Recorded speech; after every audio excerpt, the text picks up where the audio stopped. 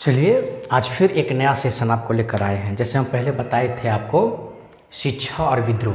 शिक्षा और विद्रोह भी ख़त्म नहीं हुआ है, अब इसका टॉपिक फिर डालेंगे। वो अभी फर्स्ट टॉपिक डालेंगे, सेकेंड टॉपिक डालेंगे, थर्ड भी डालेंगे, फोर्थ भी डालेंगे। लेकिन आज सोचे हैं कि उसके साथ हमको ज़्यादा थोड़ा व्यूअर मिल रहा है, मतलब ज़्यादा लोग देख रहे हैं, तो हमको लग रहा है कि और भी इसके ऊपर टॉपिक एक और नया जोड़ दिया जाए कि लोगों को और जानकारी अच्छी तरीक़ा से मिले और अपना जीवन जीने में क्या हो, कुछ सहयोगी हो। इसलिए आज हम एक नया टॉपिक उठाए हैं। जो मेरा टॉपिक का नाम क्या है, जीवन जीने की कला। जीवन जीने की कला टोटल 35 से 40 टॉपिक है। उसके अंदर आपको बताएंगे सत्य की खोज, जीवन जिया कैसे जाता है, ये सब के बारे में टोटल 23 या 32 कुछ ऐसे ही लेक्चर होगा इसके ऊपर। तो आज मेरा फर्स्ट लेक्चर है जीवन जीने की कला में आखिरकार हम पृथ्वी नष्ट कर रहे हैं।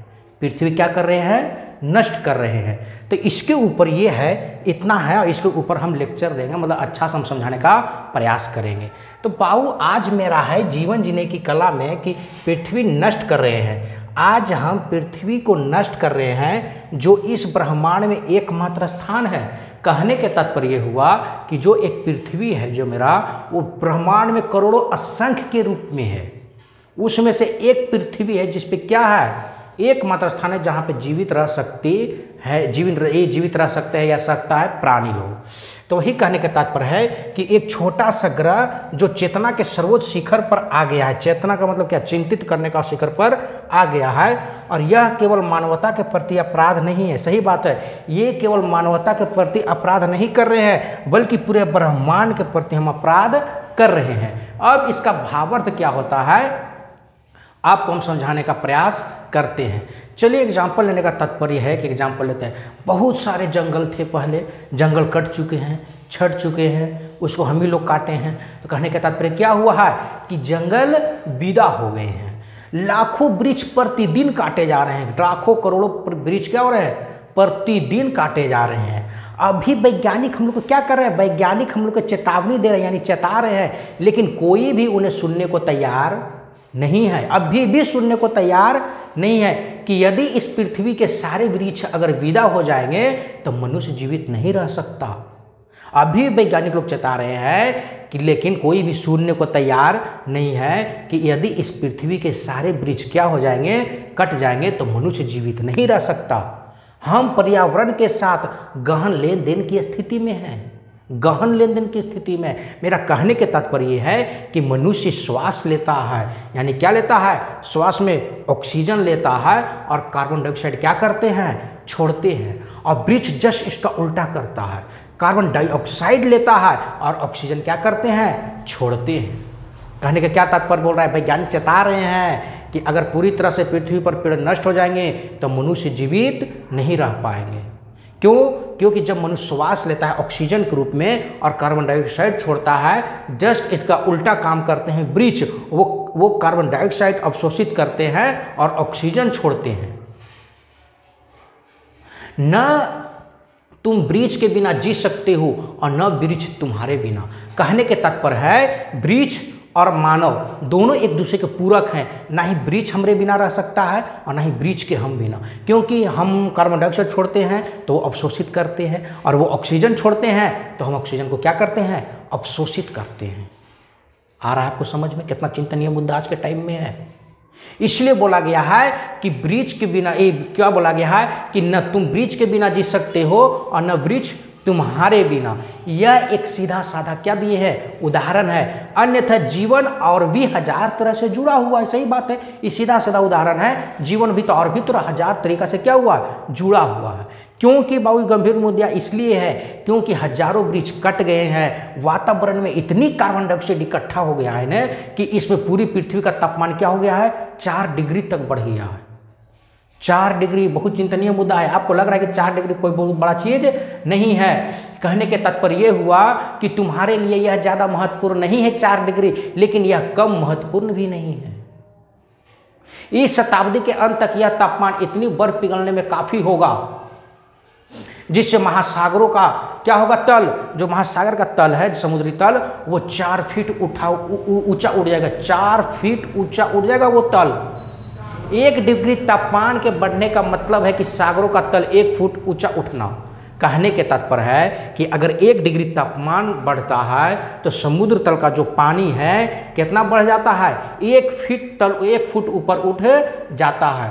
इसलिए जो शहर महासागरों के किनारे पर है और सारे बड़े बड़े शहर उन किनारों पर है, वे क्या हो जाते हैं, पानी से भर जाएंगे, पानी से भर जाएंगे, यानी सब मकान क्या हो जाएगा, डूब जाएगा। यदि तापमान बढ़ता रहा, यानी जिसकी पूरी संभावना है, क्योंकि अभी तो कोई नहीं सुन रहा है, अभी भी कोई नहीं सुन रहा है, बिना किसी समझ के वृक्ष क्या होते जा रहे हैं, काटे जा रहे हैं, काटे जा रहे हैं, व्यर्थ की चीज़ों के लिए, व्यर्थ के चीज़ों के लिए क्या होते जा रहे हैं, पेड़ों को काटे जा रहे हैं, घटिया अखबारों के लिए, जो घटिया कुछ न्यूज छपता है, इसके लिए पेड़ काटे जा रहे हैं। और तुम्हें अखबार चाहिए और तुम जीवन को क्या कर रहे हो, नष्ट कर रहे हो। आपको अखबार सुबह पढ़ने के लिए चाहिए, ऊपर से न्यूज भी चाहिए और ऊपर से अपना जीवन को क्या कर रहे हैं, नष्ट भी कर रहे हैं।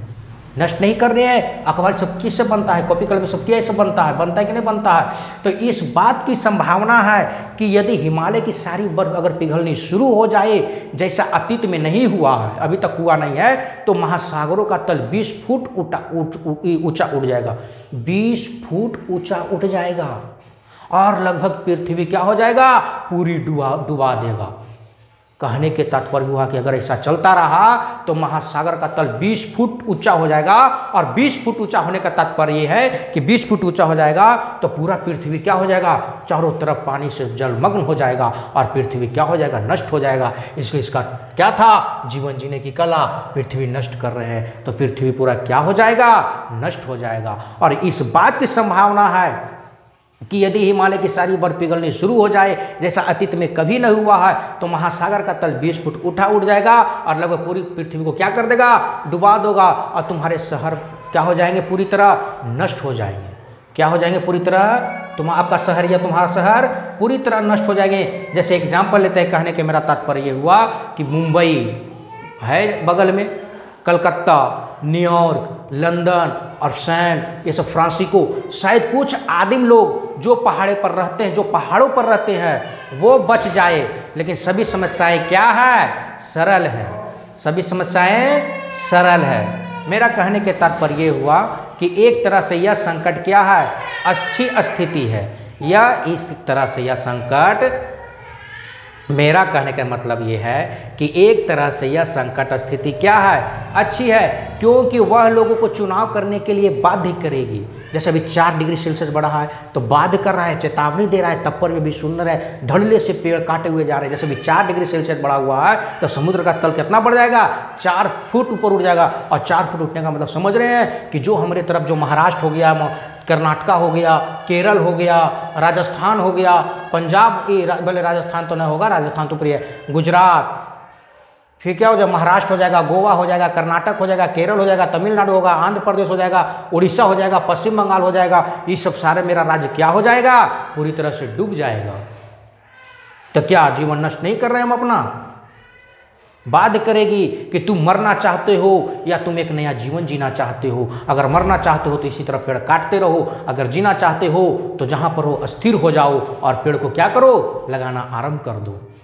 ये आपके हाथों में है कि हम अपना जीवन नष्ट करें या आबाद करें। अगर नष्ट कर रहे हो तो जो चल रहा है त्यों काटते रहो, और अगर आबाद करना है तो पेड़ पौधा लगाएं और जहाँ है वहीं पे स्थिर हो जाएं। अब पेड़ पौधे करने से क्या करना चाहिए, बचाना चाहिए। क्षतिपूर्ति हो सकती है तो फिर अतीत के प्रति मर जाओ। तुम्हें अतीत विरासत की भांति से जो भी मिला है उसे त्याग दो और नई शुरुआत करो। मानो तुम इस धरती पर पहली बार अवतरित हुए हो, यानी पहली बार आए हो। प्रकृति के साथ दुश्मन की तरह नहीं, दोस्त की तरह काम आना शुरू करो। दुश्मन की तरह काम करते हैं, पेड़ को काट देते हैं, बेंच बना लेते हैं, पलंग बना लेते हैं, और जो दुनिया काम जो मतलब फिजूल के भी काम बना लेते हैं। अखबार हो गया, अब अखबार तो नेट पे आता है, अब अखबार कितना क्या जरूरी है, तुरंत मोबाइल खोले तुरंत हो जाएगा। तो कहने के तात्पर्य हुआ कि क्या करना है, मानो तुम धरती पर पहली बार अवतरित हुए हो, ऐसा जियो। प्रकृति के साथ दुश्मन की तरह नहीं, दोस्त की तरह आम काम क्या कर दो, काम करना शुरू करो। और पर्यावरण फिर से एक सातत्य एकता की भांति क्या करने लगेगा, काम करने लगेगा। यानी क्षतिपूर्ति जो हो रहा है, जो नुकसान हो रहा है, उसका भरपाई क्या होने लगेगा, भरपाई होने लगेगा। इस धरती को और हरा भरा बनाना कठिन नहीं है। यदि तुम सारे वृक्षों को काटा गया है तो बहुत से वृक्ष लगाए भी जा सकते हैं। सही बात है, कहने का बहुत सारा वृक्ष कट गया है तो बहुत सारे वृक्ष लगा भी सकते हैं, और वैज्ञानिक सहयोग से बड़ी तेजी से बढ़ सकते हैं। वैज्ञानिक पत्ती मतलब टेक्नोलॉजी के हिसाब से बढ़ भी सकते हैं, और उन पर ज़्यादा घने पत्ते आ सकते हैं। नदियों में भिन्न भिन्न प्रकार के अवरोध खड़े किए जा सकते हैं, जिससे कि देशों का बाढ़ से नुकसान न हो। बाढ़ से क्या हो? नुकसान न हो। वही पानी कई गुना अधिक बिजली भी पैदा कर सकता है, और हजारों गांवों को अंधियारे की तरफ से क्या हो सकता है? अंधकारों से रातों को रोशन कर सकता है। सर्द है जो शीतकाल में ऊष्मा दे सकता है। कितना बढ़िया चीज़ है। बात सरल है, सभी समस्याएं सरल है, लेकिन उन समस्याओं को मौलिक आधार गड़बड़ है। मौलिक आधार क्या है? गड़बड़ है। मैं सारी दुनिया को यह बताना चाहता हूं कि अगर तुम एक होने के लिए तैयार नहीं हो तो इस ग्रह में विलीन होने के लिए तैयार हो जाओ। हम क्या कहना चाह रहे हैं कि यदि मैं सारी दुनिया को ही बताना चाहता हूं कि अगर तुम एक होने के लिए तैयार नहीं हो तो इस ग्रह में विलीन होने के लिए क्या हो जाओ? तैयार हो जाओ। क्यों? चलो अब एक बात का मतलब, एक टॉपिक है खूबसूरत पृथ्वी, तो उसके बारे में हम समझाने का भी प्रयास करते हैं। इसी के साथ टॉपिक जुड़ा हुआ है। कहने के तात्पर्य यह हुआ कि वैज्ञानिकों ने हिसाब लगाया है कि करीब 50,000 ऐसे ग्रह हैं जहां जीवन का अस्तित्व है। कहने के तात्पर्य कि वैज्ञानिकों ने ऐसा हिसाब लगाया है, खोज किया है कि करीब 50,000 ऐसे ग्रह हैं। एक दो ग्रह नहीं, 50,000 ऐसे ग्रह हैं जहां जीवन का क्या है? अस्तित्व है। रात में जब तुम तारे देखते हो, वे तारे नहीं, वे सब क्या है? सूर्य हैं। जो तुम रात के आकाश में ऊपर की तरफ जो तारे दिखते हो, वे तारे नहीं, वे सूर्य हैं। वे क्या हैं? सूर्य हैं। लेकिन वे इतनी दूर हैं कि चमकते तारे लगते हैं। वो बहुत दूर है, इसलिए हमको क्या लगता है? तारे के रूप में लगता है। तुम्हारा सूर्य बहुत औसत दर्जे का है। औसत दर्जे का मतलब बहुत कम दूरी का है। यह पृथ्वी की तुलना में क्या है? बहुत बड़ा है। लेकिन दूसरे सौरमंडल की तुलना में दूसरे सूर्य, और अब तक 20 लाख सौरमंडल खोज लिए हैं, और हमारा सूर्य क्या है? बस औसत दर्जे का है, यानी उससे भी छोटा है। वे हमारे इस सूर्य से कई लाख गुना बड़े हैं, और उनके अपने ग्रह हैं। लेकिन कोई भी वैज्ञानिक इस बात का पता लगाने में समर्थ नहीं हुआ है कि पूरे ब्रह्मांड में कहीं चेतना का अस्तित्व है या नहीं। और निश्चित ही ऐसा कोई निशान नहीं है कि गौतम बुद्ध जैसे बहुत बड़े बड़े दार्शनिक हुए, गौतम बुद्ध, लाओ त्से, बोधि धर्मा जैसे लोग हैं, ऐसे लोग जिन्होंने अपने सत्य को पा लिया है, बगैर चेतना के ये संभव है ही नहीं है। चेतना का तात्पर्य कि चिंतन के बिना संभव है ही नहीं है। यह पृथ्वी पूरे ब्रह्मांड में समृद्धम है बाबू, बहुत समृद्ध ये ब्रह्मांड है जो पृथ्वी हम लोग का है। कहने का था, और यह ब्रह्मांड क्या है? अनंत है, इसकी कोई सीमा नहीं है। जीवन सिर्फ यहाँ इतने सुंदरतम ढंग से प्रकट हुआ है जहाँ की चेतना है, और चेतना ने ऐसी विधियों को विकसित किया है कि वह शिखर तक पहुँच सके। चेतना के एवरेस्ट पर, चेतना के ऊंचाइयों पर क्या कर सके? पहुँच सके। आ रहा है आपको समझ में? हमको लग रहा है इतना आसानी भाषा में समझा रहे हैं, आपको आ रहा है। तो चीज़ें ऐसी जगह आ गई है कि पूरी मानवता को जगाया जा सकता है। यदि लोग चर्च, सिनागॉग जाना बंद कर दे, स्वयं को अमेरिकन, रशियन, भारतीय कहना बंद कर दे, यदि वे घोषणा कर दे कि यह पूरी पृथ्वी एक है और सारी पृथ्वी वैज्ञानिकों को संसाधन उपलब्ध करवाएगी ताकि वे बेहतर जीवन के लिए क्या कर सके? कार्य कर सके। कहने का मतलब है कि हम लोग क्या करें? यदि लोग चर्च, सिनागॉग जाना क्या कर दे? बंद कर दे। स्वयं को अमेरिकन, रशियन, भारतीय कहना बंद कर दे। यदि वे घोषणा कर दे कि यह पूरी पृथ्वी क्या है? एक है, और सारी पृथ्वी वैज्ञानिकों को संसाधन उपलब्ध करवाएगी ताकि वे बेहतर जीवन के लिए क्या कर सके? कार्य कर सके। कहने के तात्पर्य ये हुआ कि अधिक जीवन, अधिक चेतना, बेहतर चेतना, हम सारी दुनिया इतने बुद्ध पुरुषों से भर सकते हैं कि फूल भी उतना खुशबू नहीं दे पाएंगे। फूल भी उतना खुशबू नहीं दे पाएंगे। आ रहा है आपको समझ में? कितना इंपॉर्टेंट टॉपिक है। कहने के तात्पर्य ये हुआ कि आज हम धरती को जो नष्ट कर रहे हैं, जो इस विशाल ब्रह्मांड में एकमात्र स्थान है और एक छोटा सा ग्रह है जो चेतना के सर्वोच्च शिखर पर आ गया है, यह केवल मानवता के प्रति अपराध नहीं है बल्कि पूरे ब्रह्मांड के प्रति अपराध है। हम बोल तो रहे हैं आपको, वैज्ञानिकों ने 50,000 ऐसे ग्रहों का खोज कर चुके हैं, लेकिन पृथ्वी जैसा नहीं। आ रहा है आपको समझ में? कहने के तात्पर्य है कि जो हम आकाश में तारे देखते हैं वो तारे नहीं, सूर्य की ही भांति है। उसके सामने मेरा सूर्य है जो एक क्या है, एक उसको एवरेज है, यानी औसत दर्जे का है।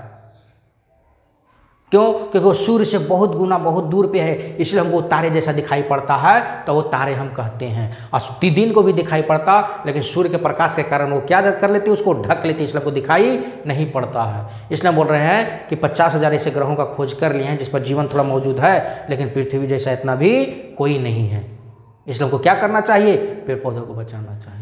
अगर ये वीडियो पसंद आता है तो शेयर कीजिए और सब्सक्राइब कीजिए, मुझे मोटिवेट होगा तो और आपको इस तरह का वीडियो भी डालते रहेंगे। मिलते हैं नेक्स्ट वीडियो में। जय हिंद।